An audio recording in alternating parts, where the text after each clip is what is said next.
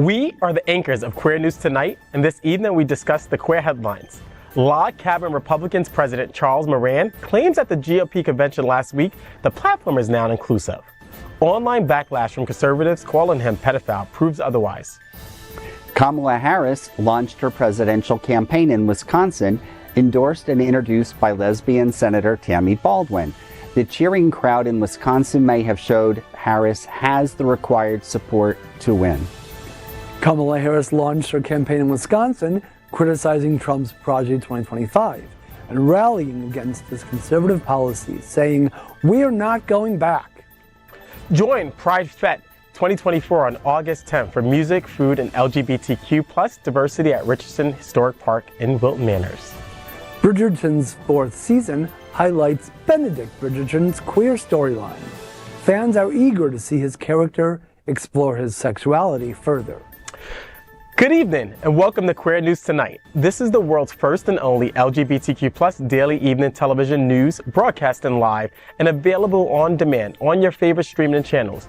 We are proud to announce that YouTube has recognized Queer News Tonight certified analytics company vidIQ that we have had more than 9 million views. It is Thursday, July 25th, 2024. We are live and literally out of the closet and into the headlines. So many of your important stories we're going to tell this evening on Queer News Tonight.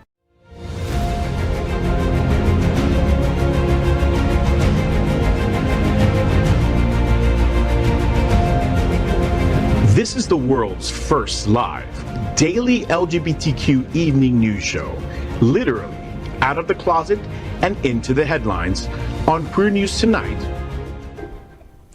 This is the world's first and only unedited live LGBTQ+ evening news show. Whatever happens unique in LGBTQ+ news, you will see it and hear it. Hotspots Magazine Happening Out Television Network is a nonprofit 501c3 media company in the same model of PBS and NPR, but designed for the LGBTQ+ community. Our mission is to support the 11 pillars of our LGBTQ+ community. We want to inform and educate the key issues of lesbian, trans, Latino, Black, healthcare, seniors, students, faith, social justice, business, and queer culture. Help us support our community. We are part of one of the largest LGBTQ+ nonprofit media companies in America, Hotspots Magazine and Happening Out Television Network. In 2024, our magazine is celebrating 40 years of the LGBTQ+ experience, and our television news, talk, and entertainment shows support our mission to educate the LGBTQ+ and broader community. Let's meet tonight's anchors at Queer News Tonight. Let's welcome Larry Farver. Larry has over 20 years of experience in human resources, acting, film, radio, TV, live events, parade and float design, production, and casting. He is an advocate for LGBTQ+ rights. He is proud to be living the dream here in Wilton Manors, serving on a city advisory board and ongoing civic project initiatives as a dedicated volunteer. Larry, you have a casting announcement for a documentary named Wilton Wins. You need a talented Indigenous Native American Indian male, aged 21 to 30, to play a special role. Tell me, what's happening, Larry? Yes, absolutely. Well, I have the privilege of being the associate producer with Marriott's Mary Productions and working closely with both Dana Davis and Candace Kane. And what we're doing here locally on the South Florida unit is working on a wonderful documentary called Wilton Wins. I don't want to give away too much more, but what we're looking for, as you mentioned, is an Indigenous male American Indian. And it's important to maintain that integrity. So we are looking for somebody in that role to be part of, we'll just say for now, a past and present experience in the documentary. Mm-hmm. It's a wonderful opportunity. Serious inquiries only, please. You may contact me through either my message in Facebook under Larry Farver, and only serious inquiries only, please. or you can contact me through my email at lawrencewaynefarver@gmail.com. I look forward to hearing from you, and we'll get back to all serious applicants within a week or two. Thank you so much. Larry, let's clarify. Does this have to be a gay person or a straight person, or is just you're looking for a young person that meets this criteria? Yes, actually, sexual identity is not a component, but they do need to be comfortable working in an environment where, we have the historical piece, which I won't go into too much because I don't want to be a spoiler, but there will be a transformative scene to the present Wilton Manors, and that's about as much as I can say, but they do need to be comfortable in our community, and certainly it's important for us to maintain the authenticity of someone being Indigenous, American Indian, and preferably in that age category or appearance in that age category. So we look forward to your responses. Thank you. Great. Thanks, Larry. And if you meet that criteria, or if you know anyone, please contact Larry Farver. Let's welcome Gregg Shapiro, an inductee into the Chicago LGBTQ Hall of Fame. Gregg is the author of 2 short story collections and 7 books of poetry. He's an entertainment journalist whose celebrity interviews and reviews run in a variety of print and online publications. Welcome, Gregg. Well, I am so darn happy to be here. It's always a good time. And of course, this is tonight's lead anchor, Dr. Edward Summers. He is the executive director of Prideline's Miami's LGBTQ Community Center. He served as a primary therapist and program director at Eye Care Treatment Center in West Palm Beach. He was also the founder and CEO of the New York-based nonprofit, The Thinkubator. Welcome, Dr. Summers. Thanks, Gregg. It's always good to be on a show with you. I'm not on Mondays, so I'm missing being on a show with you. So yeah. I always love your spiffy comments. And of course, Larry, it's good to be with you as well. Thank you. 2 quick shout outs. Pridelines, the organization I work for, we have 2 events coming up this weekend. One Friday tomorrow, which is our prequel to our gala. Our gala is August 17th, so it's quickly approaching. So we've heard from a lot of our friends that they're going to be in town in August, and so we're doing a prequel, just to preview what they're missing out on gala. So that's tomorrow, 6 to 9 at One Paraiso in Miami. So hit us up on our website if you're interested. And then on Saturday, I'm hosting a pool party at my house here in Fort Lauderdale. So that should be fun. We're almost at capacity, pretty much at capacity, but we're pushing it. So that should be fun as well. People get to see some live entertainment. We have some DJs, we have some performers, open bar, and it's just going to be a good old time with at the Summers compound. So looking forward to it. Nice. We are the reporters for Queer News Tonight. And this evening, we begin with the queer headlines. The LGBTQ plus community in South Florida and across America is diverse. Our community across the world is vast. And here are the bullet points of the queer news for Thursday, July 25th, 2024. Let's queer up breaking news. Prime Minister Netanyahu tells joint Congress gays for Gaza is like chickens for KFC. Yesterday, Israeli Prime Minister Benjamin Netanyahu spoke to a joint session of Congress. The fiery defense of the invasion of Palestine included a direct call out against the American LGBTQ plus community. He suggested that the defense of Hamas was the success of money and politics coming from Iran. He said that those U.S. supporters have become Iran's useful idiots. He then specifically called out LGBTQ plus support for Hamas by saying gays for Gaza is like chickens for KFC. I have a message for these protesters. When the tyrants of Tehran, who hang gays from cranes and murder women for not covering their hair, are praising, promoting, and funding you, you have officially become Iran's useful idiots. That's amazing, absolutely amazing. Some of these protesters hold up signs proclaiming gays for Gaza. They might as well hold up signs saying chickens for KFC.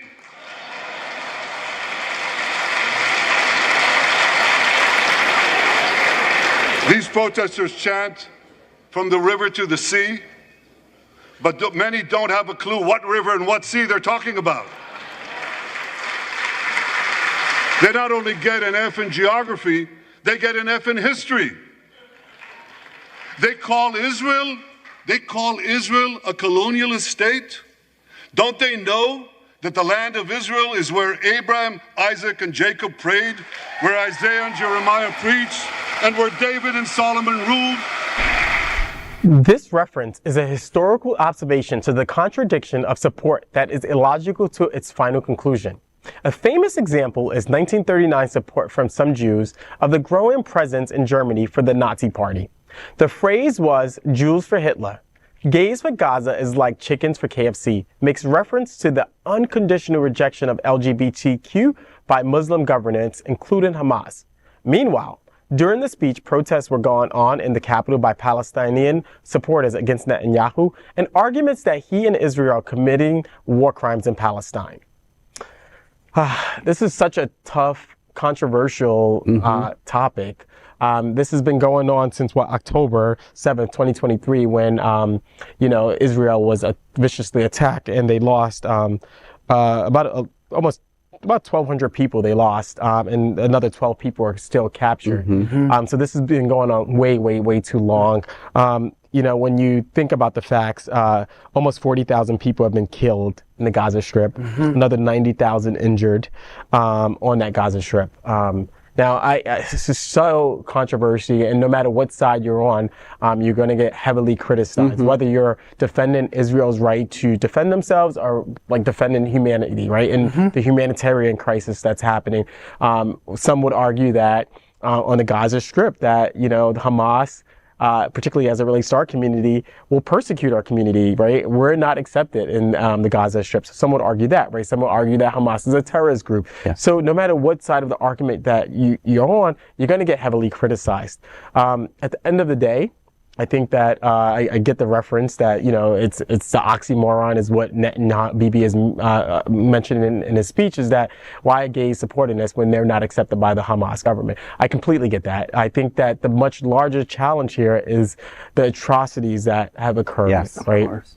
The fact that we have lost almost 40,000 people killed, another 90,000 people injured. That's a humanitarian crisis. And I think that that's what the problem that a lot of people are having here. I hope that the Biden administration, in all their negotiations, are able to have a ceasefire in this particular case. But this is a very controversial topic. It's going to be all over the 2024 U.S. election. And I just hope that I hope it comes to a ceasefire so that we can focus on U.S. politics during this election. Because if it doesn't, this is going to come back to bite, our government. Right. Well, and of course, as you may have noticed, Bibi did not mention ceasefire yesterday in his speech, which is sort of a strange thing. He can't seem to open his mouth, though, without putting his foot in it. And we can't forget that LGBTQ plus folks in Israel have been speaking out against Netanyahu and the country's far-right government long before this war began. So we are, LGBTQ folks are a presence there, and they don't approve of Netanyahu at all. But unsurprisingly, he just showed us an example of how much of a right-wing homophobe he is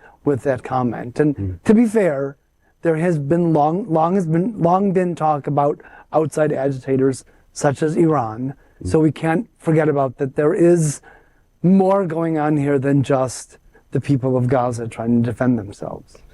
Right, Larry, when's enough is enough? Like, what's your thoughts on this situation and what's occurred in the Gaza Strip? But then think about the story and what I reported on, the fact that a lot of protests was happening and a lot of burning of the American flag outside of the Capitol while he was speaking. So what are your thoughts on this situation? I just think these are unprecedented times. And like you said, I really hope that there can be a ceasefire as we ready for the elections. I think the most important thing I personally look at is I hope we never forget what took place during the Holocaust. People say that genocides can't happen again, but if you look throughout history, not only the 6 million Jews and other people in our community and people with disabilities who were lost, but you look at other genocides throughout our history, whether it's the Native American Indian or other cultures and countries. I think we just need to be mindful, and really look at humanity. And again, I think that the key is there, and we have to look at making sure that people vote with their hearts, but they look at that and they really take a close look at who they're voting for this year. I love your point. This notion of humanity, right, and being humane. This has gone on since October 23rd. Almost it's going to be year. almost a year, Yes. and we've lost a lot of lives. Yes. Yeah. When's enough is enough. I think enough is enough, and I hope that we see a ceasefire soon. And as you said, Greg, we haven't heard him say anything about ceasefire. No. So hopefully, today I know he's meeting with President Joe Biden and all of Joe Biden's administrators and cabinet secretaries, and so hopefully I hope they put the pressure on him to have a ceasefire pretty soon. We've lost a lot of lives, and we're not saying don't defend yourself, right? He has a right to defend Israel. But this has been going on too long, and so it's time. It's too much destruction. It's too much destroying of lives. Too many deaths. One death is enough. One death is enough. Absolutely. And we've seen a lot. First this evening, let's queer up politics. Log Cabin Republican National President Charles Moran roasted by GOP at RNC for queer posts. Charles Moran, president of the Log Cabin Republicans, shared a post on Twitter saying it's official. The national GOP platform has been stripped of all anti-LGBTQ plus language. Inclusion won. Thank you, @real Donald Trump. However, Moran's declaration was quickly met with backlash from fellow conservatives. We're showing you the avalanche against Moran and the Log Cabin Republicans as being pedophiles, sick, and not welcome in the GOP. Moran's tweet included a photo of himself holding a booklet-sized version of the newly revised Republican Party platform. While the party platform removed the party's longstanding opposition to same-sex marriage, it still emphasizes traditional family values. Chapter 8 in particular, Section 1 states, quote, Republicans will promote a culture that values the sanctity of marriage, the blessings of childhood, the foundational role of families, and supports working parents. We will end policies that punish families, end quote. The GOP platform includes sections dedicated to banning LGBTQ content from schools and rolling back legal protections for LGBTQ individuals. It also promises religious liberty, protections for Christians who discriminate against queer people, and aims to keep Christian-hating individuals out of the country. Barely 34 minutes after Moran's tweet, one conservative user commented, "You are disgusting pedophile." Others joined in, calling Moran disgusting and I hate that word, faggot. People also mocked Moran for supporting Republicans and believing they would accept them. The moment demonstrates the tremendous contradictions that Log Cabin Republican represents in the GOP. There's this saying that if the price of acceptance is the denial of my existence, I don't want it. And I have a long problem with the Log Cabin Republicans. Absolutely. They constantly want to be accepted into a party that does not accept them. But I don't think it's ironic or not, but when I was going to bring a printout of the leadership of the Log Cabin Republicans, and to no surprise, it's all white males. Of course it is. Yeah. There's 2 white females that's a part of the leadership, but it's all white males. And I think that this group has been traumatized so much. And they so much want to be a part of their family, right? These are desperate. This is an act of desperation that they so much want to be a part of it, that they will allow a party to, just pretty much just deny who they are, right? Yeah, and defile them. At what price? Right. I can't believe that we are yet again sullying this set by talking about Charles Moran, who loves House Speaker Mike Johnson almost as much as Johnson hates us. Bibi Netanyahu got it wrong with his gays for Gaza is like chickens for KFC comment. Log Cabin Republicans are like chickens for KFC. That would be more appropriate. But remember, gay haircuts like the one that Moran has aren't cheap in D.C. And greedy Charles Moran thinks the Republicans are the ones to help her hold on to her hard-earned ducats. Well, she's wrong. It's funny. Charles once said, I'm going to quote him, quote, "I don't want to see my movement, the gay movement, hijacked by far left cultural Marxist. And I don't want the anti-gay forces that still exist in the social conservative movement to hijack the progress that I helped make in the Republican Party. Well, the platform is still hijacked. Right. You have made no progress. You will not make no progress with these individuals. And you know what? Out South Florida just reported, fresh off the news, they just reported that Griner reported that literally it blew up. Yeah. It blew up during the RNC. So In Wisconsin? during yeah. during the RNC, it was like something like 300% that they reported, that Griner reported that the number of people that were on the Griner app. So it's so ironic. You know, it was Lindsey Graham and Just all of them, right? Sure, Miss Lindsay. But you know, I feel bad for the for log cabin Republicans because they hate themselves so much. They're self-hating individuals who just want to fit in. They just want acceptance. Right. And I think it dates back, when I think about this psychologically, it dates back to their families. And they want to be a part of a family so bad that they're willing to compromise who they are. They're willing to allow the Republican Party to have all types of platforms and be in denial about who the Republican Party is. The Republican Party under Donald Trump, under Project 2025, it does not support our community, period. No matter what they think, no matter what they spew out there, they do not support us. And if Donald Trump is able to win, and him and Vance, J.D. Vance, they will enact policies that goes against our community. And we've already seen it. I mean, the last couple of years I've seen it in state legislators. We've seen the anti-gay legislations that have been adopted in very conservative states. So it's not going to be any different if J.D. Vance and Donald Trump comes into office. Right. And do they think that because they're log cabin Republicans, they'll be exempt? Oh, no. You guys are okay. We won't bother you. No. It's not. It's a shame. And I really hope that, you know, well, one, I don't think that they're ever going to wake up. But, you know, quite frankly, I hope that somebody shows them some love, because I just feel like they're loveless at this point. You know, one is seeking love out of the conservative movement that will never love them. Few will never be loved by the conservative movement. Or by me.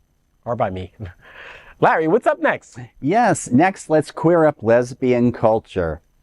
Lesbian Senator Baldwin endorses Harris as presidential campaign is kicked off in Wisconsin. Not since Hillary Clinton's 2016 presidential campaign has there been such a focus on an election cycle on women. And the first launch of the Harris presidential campaign focused on that issue this week. Presidential candidate Kamala Harris launched her campaign on Tuesday in Wisconsin, a crucial battleground state, with a strong introduction and endorsement from two-term Senator Tammy Baldwin. Historic in that it was the first introduction at the first campaign event in America for the new presidential candidate. It was likely a demonstration of support from Harris of the LGBTQ community. Addressing a packed high school gym in West Allis, Senator Baldwin declared, "I am so proud to support Kamala Harris for President of the United States." The rally came shortly after President Joe Biden's surprise announcement that he would not seek a second term, endorsing Harris as his successor. Baldwin and Harris both underscored the critical role of Wisconsin and how it will play in the upcoming election. Baldwin is running for a third term in the Senate against Trump-endorsed MAGA candidate Eric Hovde, a multimillionaire who first sought the seat in 2012 but lost the primary to former Wisconsin Governor Tommy Thompson. Hovde considered a second run against Baldwin in 2018 but decided against it. The same happened for a potential run against Wisconsin Governor Tony Evers in 2022. Now, Hovde has an endorsement from Trump. Being totally opposed to abortion, he desires to repeal the Affordable Care Act and supports banning trans athletes from sports. Since his initial Senate campaign, the far-right Republican has grown a statement-making mustache and taken up part-time residence in Orange County, California, where he runs SunWest Bank. This has opened him up to carpetbagging accusations from Baldwin. Well, what do you think, folks? What can we say? Kamala Harris has a long history of support for the LGBTQ plus community, very long. So Tammy Baldwin's endorsement doesn't really come as much of a surprise. Come on, cheeseheads, get on board the Kamala train. Remember, the only orange things in your lives should be a brick of Wisconsin cheddar. I love that. Amen. Wow. Amen. I love this. I mean, Tammy Baldwin, who is a historic figure, one of the first, openly elected officials, and she's running for her third term. So this is really significant. But to no surprise, as Greg mentioned, Kamala Harris has a long history with our community. In 2004, she, was one of the ones who was leading the efforts with performing gay marriages, right, when it became legalized. And so, there's some videos out there of her, literally telling, clerks, start to perform those marriages. And I think she performed one of the first ones in the state of California. Oh, wow. So she does have a long and storied history of standing with the LGBTQ community. So there is no surprise that Tammy would support her. I'm glad that this was one of her first events. Wisconsin is such a critical state. We have one of the big things about this year is about Vice President Harris really trying to maintain that blue wall, but then expanding and keeping Joe Biden's expansion of the states that have flipped to blue. So there's some critical states, and Wisconsin is absolutely a critical state. So we need to win that state. We need Wisconsin, we need Arizona, we need Michigan, we need Pennsylvania, and we need Georgia, of course. But Tammy Baldwin, I think she has a great argument against this her opponent here. He does part-time living, California. He's running a major bank out there, so he is open. He's opened himself up to major criticisms of being this carpetbagger, which no one likes carpetbaggers, right? No one likes a candidate who does not actually live in their locality. So he is very, very open. But in terms of his rhetoric, I mean, he's trying to repeal a lot of the progress that our nation have made, and I think Tammy has to jump on the Kamala's bandwagon of saying that we're trying to move forward. We're not going backwards. And everything that he's doing, abortion again, right? Repealing the Affordable Care Act. How many times do we have to talk about the Affordable Care Act, right? I thought that was done already, right? Like, stop trying to repeal this. Like, it's helped so many Americans, right? So banning trans athletes, right? So this is, it's going to be a critical battle for Tammy Baldwin, but I think she has a winning argument here, right? And she sticks with Kamala's Harris campaign slogan of moving forward, and this is about liberty. This is about the future, right? Versus the past.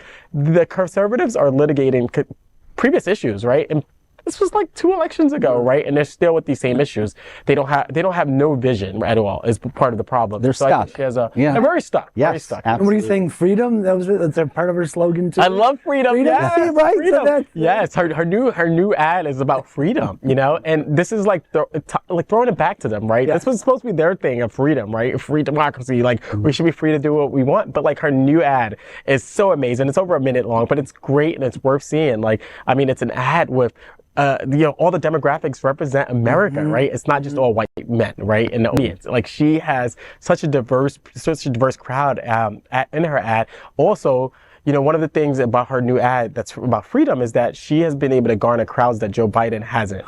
That's so critical. So young people, Sure. very diverse communities of people coming out to support her. So this new freedom ad is going to be it's amazing. And I think it's going to impact, communities because you see yourself in that ad, right? You see, you literally look at it, you get excited because you see people that look like you. And I think Tammy has to, just jump on his bandwagon and really define her opponent here. And the fact that he's tried 2 times and he's failed, I do think she has good chances, but it's all about her defining him and staying on offense. Absolutely.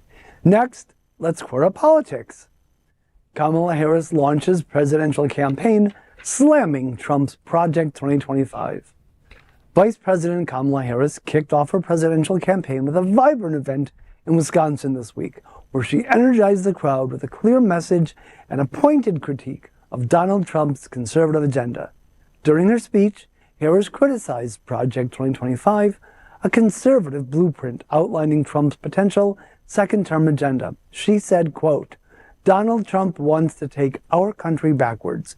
He and his extreme Project 2025 agenda will weaken the middle class. We know we got to take this seriously," end quote. Project 2025 promotes controversial policies, including ending anti-discrimination measures for LGBTQ individuals, restricting gender-affirming care, and banning transgender people from military service. It says, quote, "Only heterosexual 2-parent families are safe for children," end quote.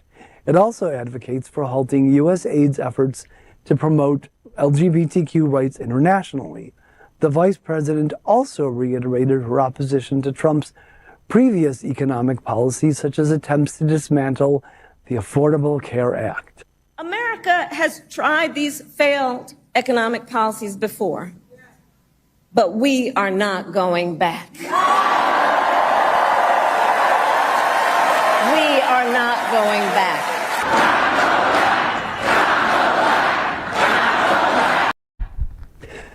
Despite Project 2025 being developed by 140 of his former aides, Trump denies any connection with it.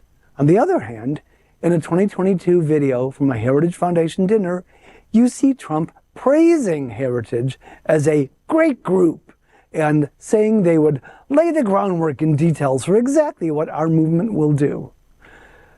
Today, Vice President Harris delivered the keynote speech at the American Federation of Teachers and continued to advocate for the LGBTQ community. So we want to ban assault weapons, and they want to ban books. Can you imagine? All the while, these extremists also attack the freedom to love who you love openly and with pride.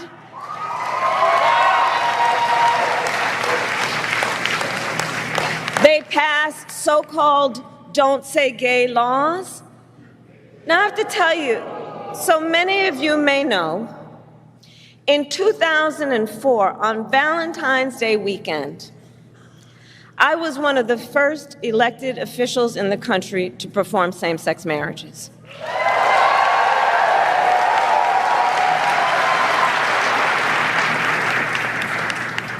So here's the thing. It pains me so to think 20 years later that there are some young teachers in their 20s who are afraid to put up a photograph of themselves and their partner for fear they could lose their job. And what is their job? The most noble of work, teaching other people's children. And God knows we don't pay you enough as it is.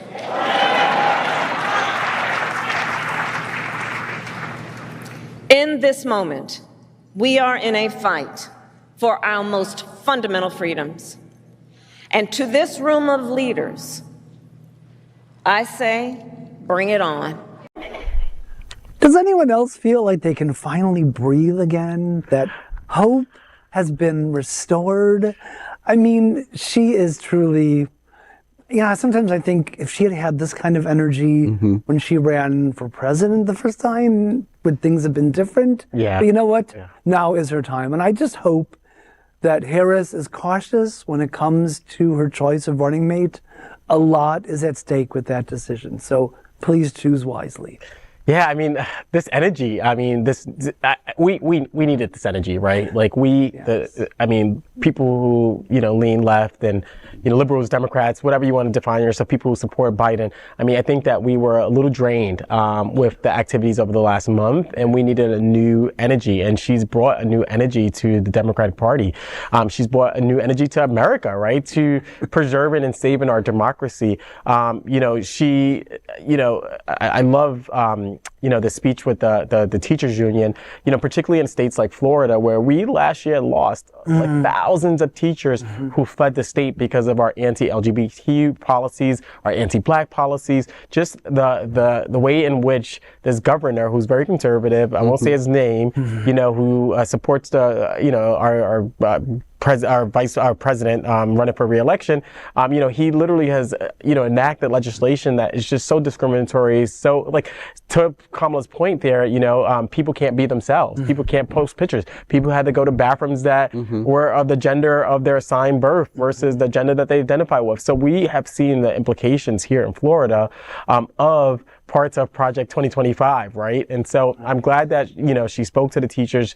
I think she spoke to the hearts and minds of them. She really, really, really has appealed to them. I love the end quote where she says, bring it on, she is ready. And this reminds me of in 2008, that fired up and ready to go, right? Under the Obama movement, right? Yes. Like the woman from South Carolina, African-American lady who was going door to door. She was in her 70s or whatever. She's like, yep, I'm fired up and ready to go. And that bring it on reminds me of that moment. I do want to talk a little bit about The fact that last night, Joe Biden, President Biden, gave a phenomenal address to our nation. And, he talked about what's at stake here. And he talked about the future of our democracy. He talked about, he started off by talking about presidents and, Jefferson and Washington and Lincoln and Roosevelt. And I loved what he said about the fact that, like, we don't bow down to kings in this nation, right? That's not what democracy is. He talked about democracy as being an idea, right? And that we're fighting for the idea of what a democracy is. He talked about all the accomplishments of their administration and everything that they have fought for, everything that they've accomplished, and everything that, we need to continue to fight for as a nation. And so I just, one of the lines that he said was, quote, the sacred task of perfecting our union is not about me. It's about you. It's about your families. It's about your futures. It's about we the people. And we can never forget that. And I never have, unquote. And like, so Joe Biden, such an amazing president, to be honest with you, and has had so many accolades, and such a courageous person to be able to bow out, to know that it was my time to bow out, and I know he's criticized, well, he should have done it sooner or later. That's nor here or there. He identified his weakness. He identified that because he loved his country so much, and he said in his speech, he loves his country so much that he said that it was the right thing to do. And he, everything that he's fought for, absolutely corresponds to our community, and it impacts the LGBTQ plus community. There's a lot at stake in this election. Project 2025 is in fact Trump's blueprint. I don't care if he tries to deny it or not. It is the conservative blueprint. He is bought by the Heritage Foundation. The Heritage Foundation, people don't know how public policies are often made. Public policy is made, and I have a PhD in public policy, so I will tell you this. Public policy is made by the think tanks. It's made by the educators. It's made by us who craft and do all this research and think of policies, and we feed it to the elected officials and their staffers, and they just go tweak it and put their names on it. But it's really made by think tanks. And the Heritage Foundation has laid out a platform. They have laid out the conservative agenda. Whether people want to say it's not and Trump want to distance himself, that will be the platform for the Republican Party should Trump get in. And so, to Biden's point, to Harris' points, we're fighting for our democracy. We're fighting for, we do not want an autocratic government, right? We don't want an authoritarian leader, right? Our dictator, right? Which is what Donald Trump wants, which is what the Heritage Foundation is putting forth in Project 25. So it is so crucial, so crucial that we pay attention, to this election cycle, that we listen to the words of our elected officials, and that we listen to our president who humbly bowed out, gracefully and humbly bowed out. Talk about a man who, like, of conviction, who really does believe in the promise of this democracy. Most leaders won't bow out. Most leaders will keep on going. He did it for the sake of the future. I think about old Mother Reagan in her Alzheimer's state.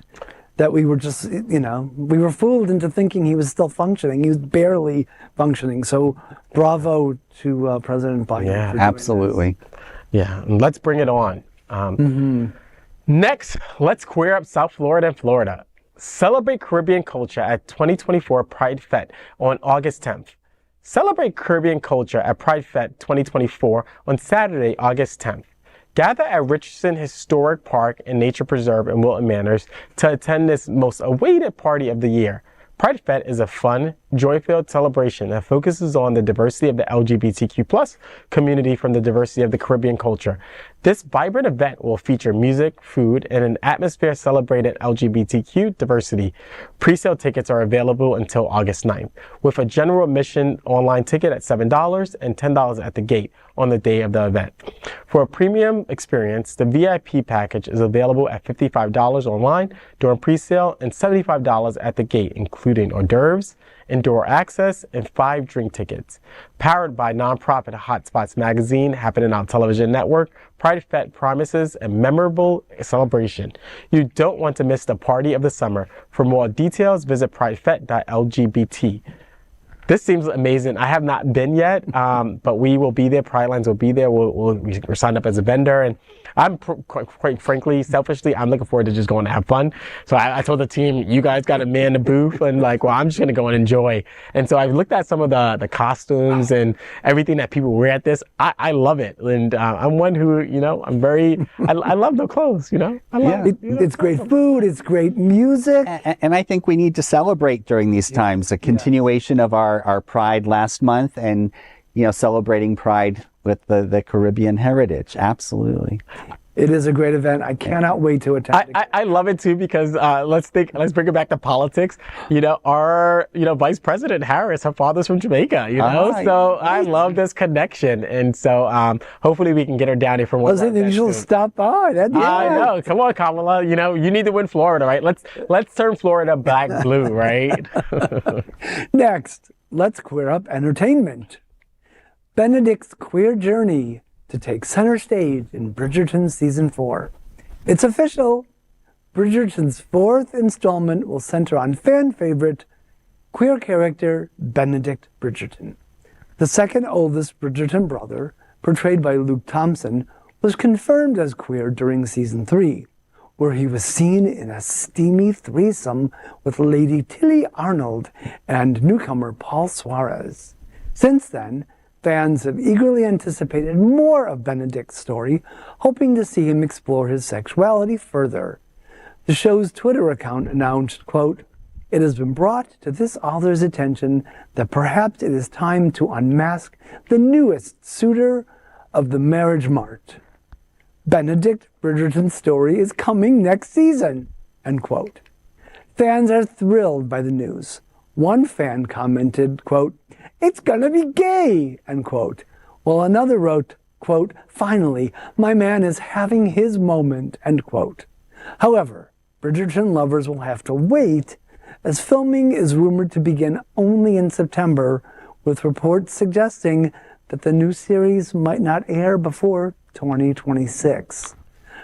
Well, despite my strong and deep affection for Jonathan Bailey, who, as everyone knows, plays Anthony Bridgerton, I'm reluctant to admit that I've never actually watched Bridgerton. So I'm really not a fan of period pieces, and I've sort of staunchly avoided the show, but this just might be the thing to get me to join the Bridgerton cult and watch. I think you should. I mean, I haven't watched all seasons, and my sisters love Bridgerton. So every time I'm home back in New York, or if they visit in Florida, it's on the TV. And so I've watched a little bit of it. It's very intriguing. I really like it. I wish I had a little bit more downtime to watch it. And maybe after our gala, I'll binge watch it for a week since I'll take off for a week. That's a good idea. I think I'll do the same. Yeah. It's looking great though. So tonight's broadcast is presented by viewers like you and the generous support by Visit Lauderdale, everyone under the sun.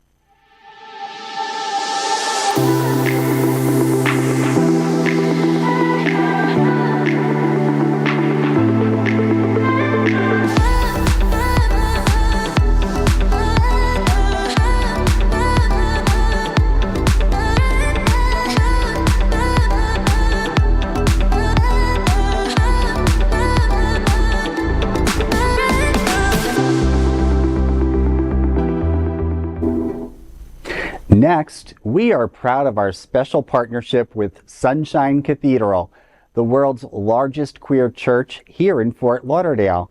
Supporting that partnership, we are broadcasting from our permanent set here at Sunshine Cathedral at the Happening Out television studios. We broadcast Sunshine Cathedral's Sunday International Service at 10:30 a.m.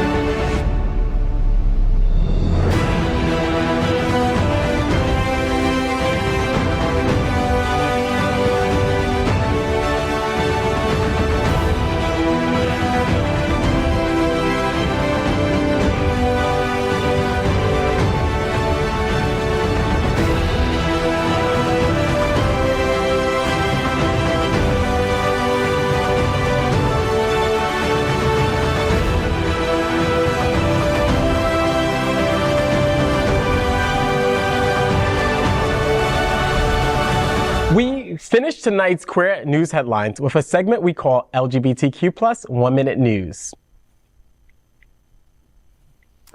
LGBTQ+ 1 Minute News. Let's queer up sports.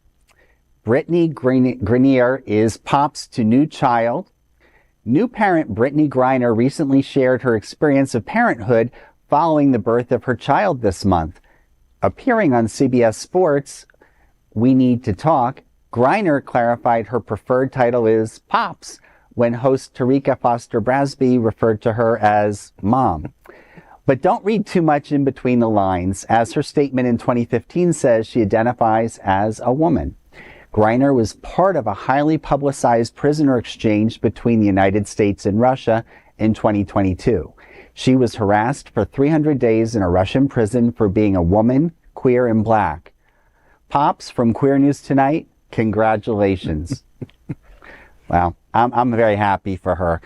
She's been through it all and back, and hopefully now she's be able to settle down and enjoy her family and her new baby. Yeah, congrats, Britney. You're such a tremendous athlete, amazing person. Yes. For what you endured, and we're glad to have you back. And congrats. And I think people should be called whatever they want to be called in terms of their kids. Pops is great. Absolutely. Congrats to Pops and Sherelle on the birth of baby Bash. And looking at those pictures of the two of you, there was just such love in their eyes. I like that, Greg. Yes. It was such love. It's such love. Yes. Yeah. That's really what it's all about. That's right. LGBTQ+ 1 Minute News. Let's queer up politics. Michigan bans LGBTQ panic defense. Michigan Governor Gretchen Whitmer has signed a bill banning the LGBTQ+ panic defense, which historically justified attacks based on someone's identity. Whitmer, one of the possible running mates for presidential candidate Kamala Harris, signed 39 bills on July 23rd, making Michigan the 20th state to end this defense. Florida banned it last year. Whitmer's action is part of her effort to make Michigan safer for the queer community.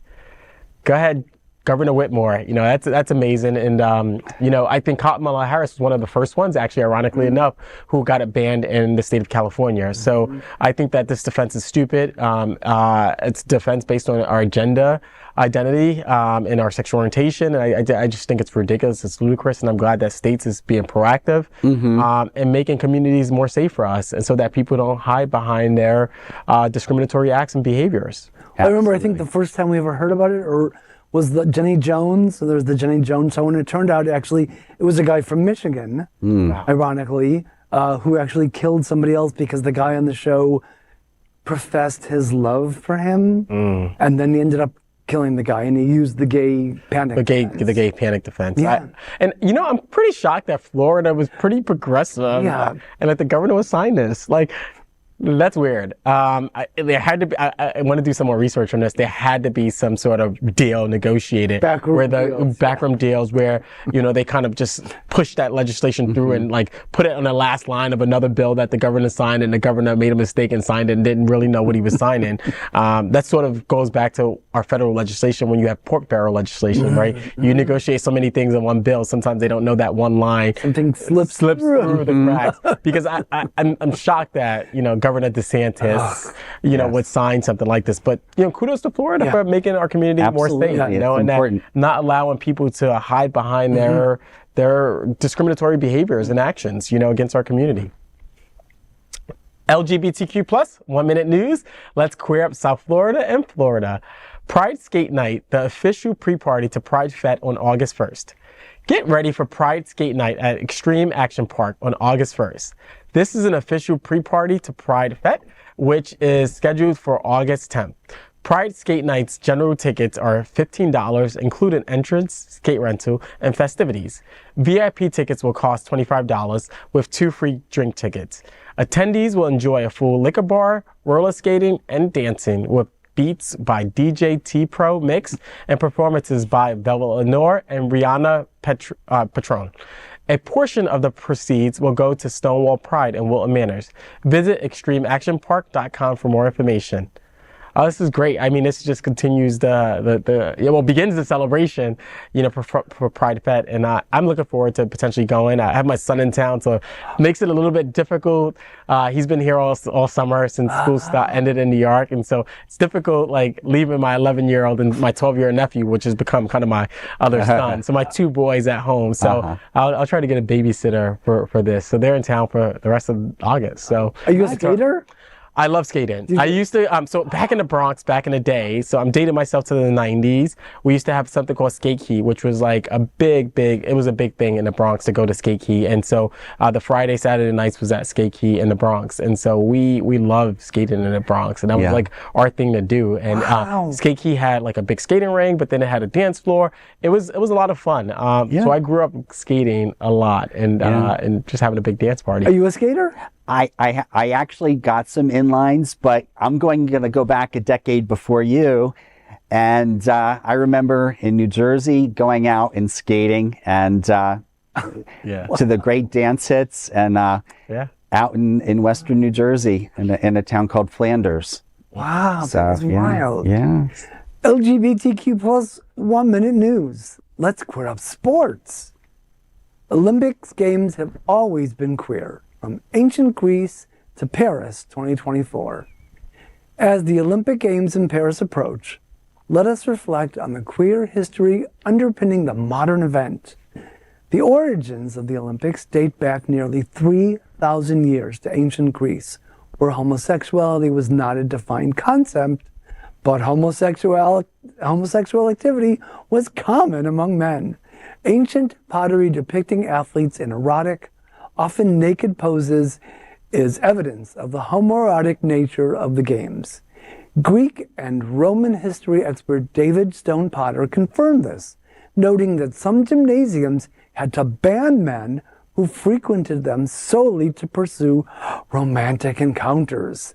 Fast forward to this week's Olympic Games that will have more LGBTQ plus athletes in history. We look forward to the ongoing history that will unfold. Are the Olympics over yet? No, they just started in Paris. Oh, right? okay. Yes. Yeah. Okay. Yeah. Yes, and then they'll have the headliners. Celine Dion, I think, and Lady Gaga are rumored to be there. The gay icons. Yes. Love it. Yes. Love it. What I love about the story is it just the historical nature of it. It always bringing us back to the fact that homosexuality has been around for such a long time. Dates back to the Roman bathhouses. Back in ancient Rome and Greeks. And so I just love the historical context so that people know that we're not a new thing. Gay people just didn't just pop up one day, right? No. We've been around for a long time, and some of your forefathers and their fathers and fathers and brothers probably are gay too. Do either of you remember the scene in the movie The Birdcage with Nathan Lane and the late Robin Williams where they're having the dinner party and Nathan Lane plays the mother? He goes into drag to keep on appearances for the future daughter-in-law's conservative parents, and they talk about the plates and the china, and they're saying, no, that's a boy and a girl playing leapfrog. It's not two boys, and it's just one of them, it really brings it down to earth and, the simplicity of history and what it is. Yeah. Yeah, I love it. And it was right on South Beach, right? Oh, absolutely. Yeah, no, I joke with my husband once in a while. I said, would you like a set of those plates for Christmas? LGBTQ plus 1 minute news. Let's queer up entertainment. Wolverine's Hugh Jackman suggests piling on Tom Holland's Spider-Man. Hugh Jackman, known for playing Wolverine, has ideas for future Marvel Comic Universe films, including one with Tom Holland's Spider-Man to pile on him. Jackman is reprising his role as Wolverine in the Deadpool and Wolverine film, which will be released tomorrow alongside Ryan Reynolds. Reynolds, whose Marvel Comic Universe character is pansexual, began the joke in a press interview, and Jackman followed his lead by saying it would be fun for both of them to pal on. This film will introduce mutants into the Marvel Comic Universe, opening up new characters' crossover possibilities. Holland has been the MCU's Spider-Man since 2017 and has appeared in various crossover films. making a future showdown with Jackman's Wolverine entirely possible. No World from Holland on how Spider-Man feels about being their subject of their desire. Sounds fun. It's a great movie. Please be sure to read my review of Deadpool and Wolverine in Out South Florida tomorrow at outsfl.com. Ooh, I can't wait. It's a really fun movie. Me too, but I would love all the piling up. It sounds like fun. That is today's news for the LGBTQ plus community on the world's first and only daily LGBTQ plus evening news show. If ever our community is important to you, share this news with your friends and family. Join the conversation on your favorite streaming platform. Queer News Tonight is the only live LGBTQ plus digital television show in the world that is out of the closet and into the headlines. We need your support. If our community is to grow, we must tell our stories and bring them to the attention of the broader world. This is the only place in the world that tells these types of LGBTQ plus stories in motion and in sound. That is the passion of Hotspots Magazine, Happening Out Television Network, and Queer News Tonight. I am your anchor, Dr. Edward Summers, and on behalf of these LGBTQ plus reporters, the anchors of Queer News Tonight, including Larry Farver and Mr. Gregg Shapiro, we will see you daily at 8 p.m. To our LGBTQ plus world, we wish you good night. Good night.